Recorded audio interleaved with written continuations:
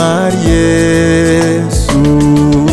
Dak item loyo richo, dak ikony jomo ketho, dwar jogo mobayoyo, dak iti tich mar Yesu.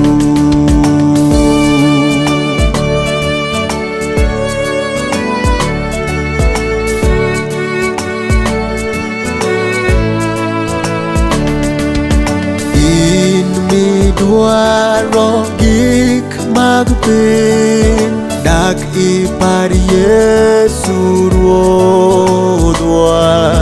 Yaw chunyi nitim maber kitiyoni Ruoth Yesu. Mor mag piny gi mwandune kelo mor e chuny dhano, to ok en mor mosiko.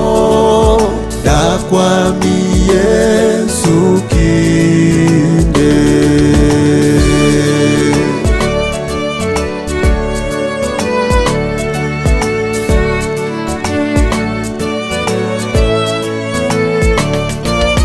Kadwa bet pot yath kende, to ok wanyak olembe.